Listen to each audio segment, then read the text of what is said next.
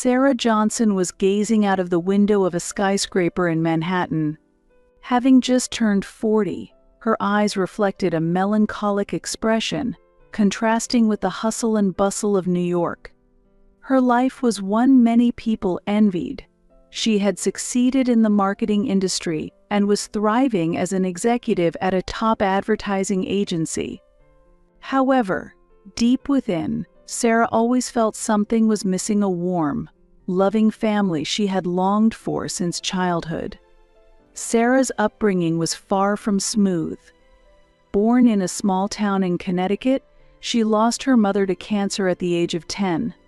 Her father, George, was a successful banker on Wall Street, but after his wife's death, he immersed himself in work, barely taking care of Sarah and her younger brother, Michael, who was 4 years her junior. "Why did you have to leave us, Mom?" Young Sarah would cry night after night, clutching her mother's photograph. The only comfort she found was in a luxurious watch her mother had left her, a custom piece from a super premium brand, engraved with "My dear Sarah, always with you." Sarah was forced to mature early. After school, she would handle shopping, cooking, and laundry, caring for her young brother. She had little time to play with friends, and even weekends were consumed by chores. "Sarah, can you help me with my homework?" Michael would ask sweetly. "Sure, but first we need to prepare dinner." She would respond with a smile. During those days, her mother's watch was her emotional support. In tough and sad moments, holding the watch tight to her chest would bring her mother's gentle smile to mind, giving her courage. She wore this watch during her university entrance exams and job interviews. "Mom, watch over me? I'll do my best."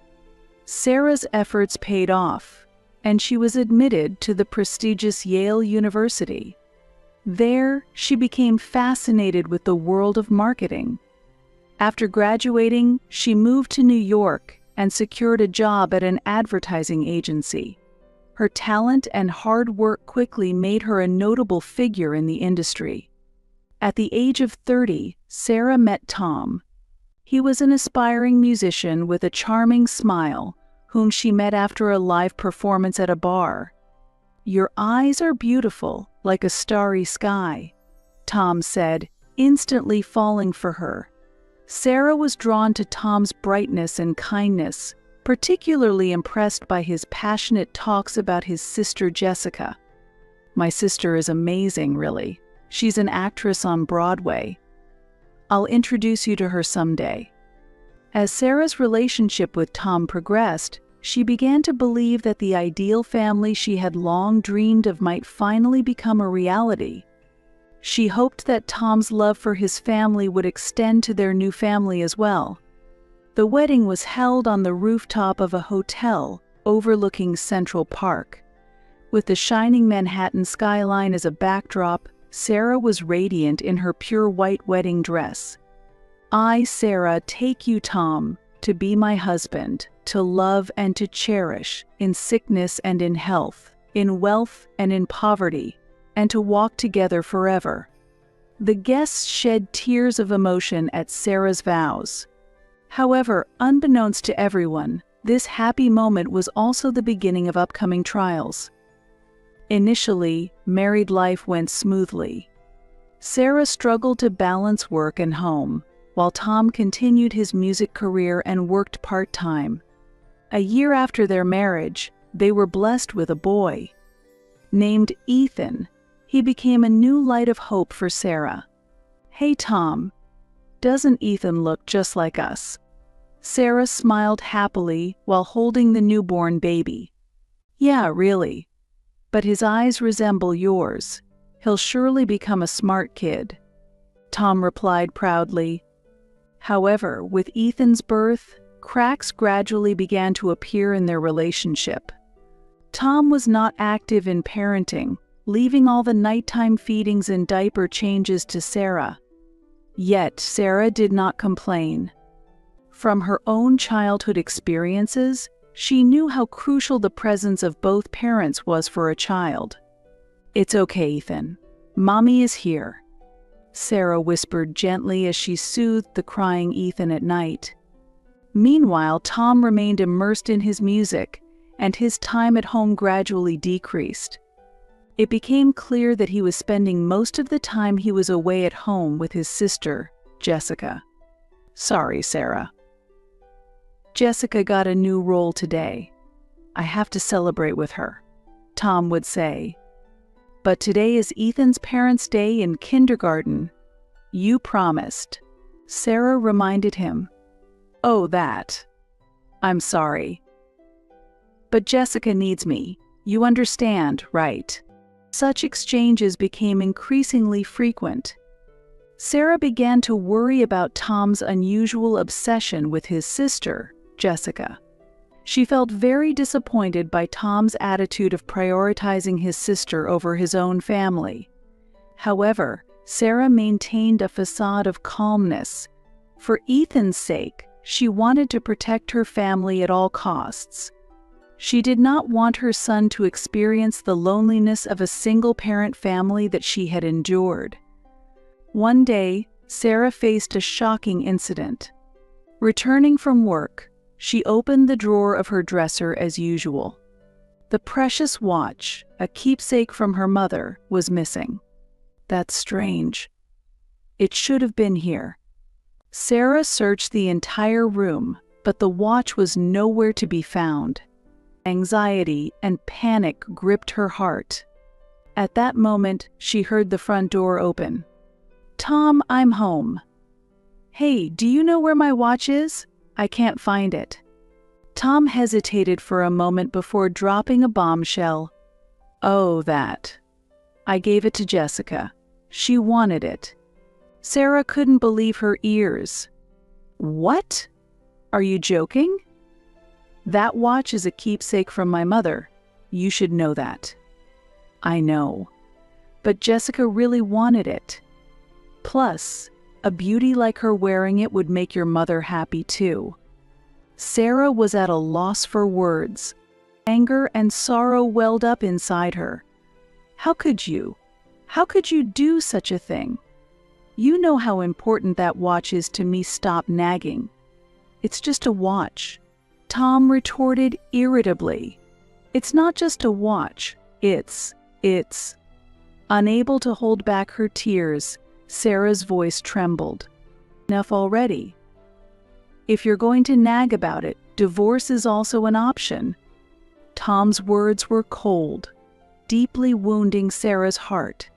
In that moment, Sarah resolved that she would no longer endure the pain. For her and her son's happiness, she had to take action. The next day, Sarah took Ethan and returned to her childhood home. Her father, George, seemed to instantly sense that something was wrong just by looking at her expression. "Sarah, are you okay?" "What happened?" Through tears, Sarah explained the situation. George sighed and embraced his daughter gently. "I didn't realize how much you were struggling. I won't let you be alone again." Comforted by her father's words, Sarah shed tears of relief. She felt the complex emotions she had harbored towards her father for years slowly beginning to dissolve. Then, unexpected help appeared: her younger brother, Michael. He had become a successful lawyer. "Sis, I'll support you with everything I've got. We'll make Tom take legal responsibility." Grateful for Michael's words, Sarah's heart was filled with appreciation. The brother she had cared for since childhood was now ready to protect her. She felt the strength of her family bonds anew. A month later, an unexpected call came from Jessica. "Sarah, your watch caused my engagement to be broken off." Jessica's voice trembled with anger. Sarah listened calmly. Jessica explained that she had worn Sarah's watch to meet her fiancé's parents. Her fiancé's father, the CEO of a major company, was shocked upon seeing the watch. "This watch was a gift I gave to an amazing woman who worked under me. She passed away from an illness, but I heard it was passed on to her daughter. There's no way you should have it. Panicked, Jessica lied.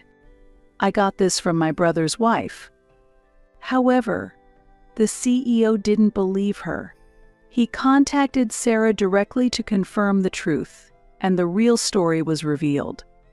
I cannot let my son marry a woman who would take a precious keepsake from her own brother's wife. Thus, Jessica's engagement was broken off. Not only that, but she began to experience strange occurrences.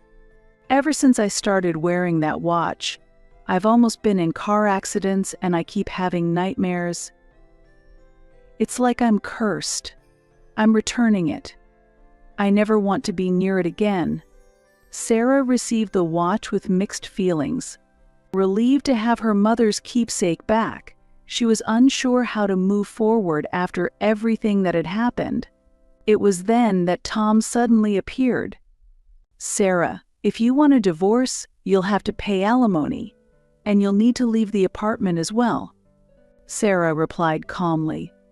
"Tom, there's no need for us to discuss this anymore. From now on, we'll communicate through lawyers." Tom looked at Michael, surprised. "Aren't you my wife's little brother, Michael?" Michael responded firmly. "Mr. Tom, from now on, I will represent Sarah as her lawyer. Your actions are clearly unjust and could be legally challenged." Tom was visibly shaken. "Just because you're a lawyer doesn't mean you can act all high and mighty. I don't want a divorce. Without mutual consent, it can't happen." Michael remained composed. "Ever since getting married, Sarah has been supporting the household financially. You haven't cooperated with parenting and have been financially dependent on her. Moreover, you disposed of her precious keepsake without permission. These actions are valid grounds for divorce." Tom's demeanor began to soften as his panic became apparent. "Sarah, the divorce is just a joke, right? I was wrong. Forgive me. Let's try again, for Ethan's sake." Sarah responded firmly. "It's too late, Tom. I can't trust you anymore. I'm getting a divorce. I will raise Ethan." Later, through mediation in court, Sarah was able to officially divorce Tom. The division of property and child support were granted, and the ownership of the apartment was confirmed to belong to Sarah. Initially, Tom was reluctant to make the payments, but when Michael showed a readiness to take legal action, Tom reluctantly complied. After the divorce, Sarah started a new chapter in her life. She and Ethan lived in a skyscraper in Manhattan, juggling work and parenting. One day, she took Ethan to the park on a pleasant autumn afternoon. "Mom, push the swing," Ethan exclaimed joyfully. Sarah stood behind her son and gently started pushing the swing. Ethan's laughter filled the park. Higher, higher. As Sarah responded to her son's request and looked up at the sky, white clouds floated across the blue sky. Her mother's face came to mind. "Mom, are you watching?"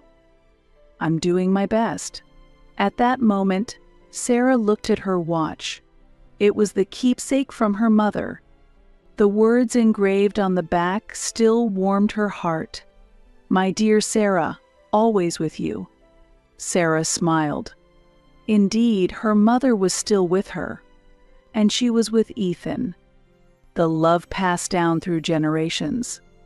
That was the true bond of family Sarah felt.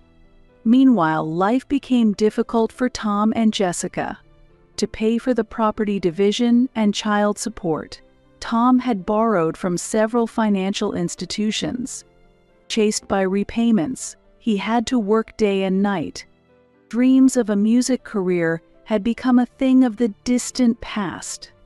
Jessica, too, was burdened by a substantial debt, a consequence of her lavish lifestyle.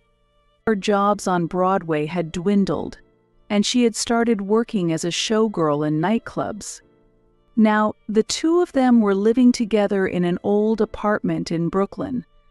Their former glory had faded, and they were constantly chased by the demands of daily life. "Why has it come to this?" Tom murmured, holding his head in his hands in the cramped room of their cheap apartment. While removing her makeup, Jessica responded with a bitter expression. "If it weren't for that watch." A curse, of all things, coming from that woman. "Enough, Jessica. Stop blaming Sarah. We brought this upon ourselves," Tom said. Jessica fell silent at Tom's words. Deep down, they both understood that their own actions had led to these consequences. Meanwhile, Sarah's life had entered a new phase. After the divorce, she put even more effort into her work. Her efforts paid off, and she was promoted to vice president of the advertising agency. Her income increased significantly, allowing her to provide a better education for Ethan. Her father, George, was also fully supporting Sarah's life while watching over his grandson's growth. On weekends, George would take care of Ethan, giving Sarah some time to rest. "Thank you so much, Dad, for taking care of Ethan." Sarah expressed her gratitude. George smiled gently. "It's okay, Sarah. I couldn't be there for you kids back then, so let me support you as much as I can now." Feeling the family bond strengthening over time, Sarah savored her happiness. One day, Sarah had an unexpected encounter. At a meeting for an advertising campaign at a client's company, she met Paul Brown, who was also serving as a vice president. Paul, a man of Sarah's age, was known for his gentle nature and keen insight. They became close through work and eventually started having personal conversations. "You're an amazing mother. Balancing work and parenting must be tough, right?" Paul expressed his respect for Sarah's way of life. Sarah smiled in response. "Yes, it's tough. But I manage because of my son, and I have support from my family. That's wonderful. I'm also raising a daughter alone. I lost my wife 5 years ago." Sarah felt a connection after hearing Paul's words. They began to share their experiences and challenges as single parents. Over time, Sarah and Paul's relationship deepened. They introduced their children to each other, and sometimes spent holidays together. Ethan came to affectionately call Paul Uncle Paul, and Paul's daughter Emily grew fond of Sarah. "Mom, it's fun playing with Uncle Paul and Emily," Ethan said joyfully. Seeing her son smile, Sarah felt a warmth in her heart. She sensed a new family dynamic gradually taking shape. On Sarah's 45th birthday, Paul proposed to her. "Sarah, meeting you brought joy back into my life. Could we walk this life together from here on out?" With tears in her eyes, Sarah replied, "Yes, Paul. I feel the same." Their wedding was a small party attended only by family and close friends. Ethan and Emily walking with bouquets warmed the hearts of all the attendees. Sarah wore her mother's keepsake watch. During the ceremony, she looked at the watch and whispered in her heart, "Mom, I finally found it. True happiness." After the wedding, Sarah and Paul started their lives together as a new family with their children. There were initial adjustments, but with mutual care and the children's adaptability, they gradually built a stable home. Ethan became a middle schooler, and Emily was in her upper years of elementary school. The two got along like siblings. "Mom, I want to be a lawyer in the future. Like Uncle Michael, I want to help people who are in trouble." Seeing Ethan talk about his dreams, Sarah felt a deep love. Meanwhile, Emily had begun to blossom with her artistic talent. "Mom, Sarah, look. I drew a picture of our family.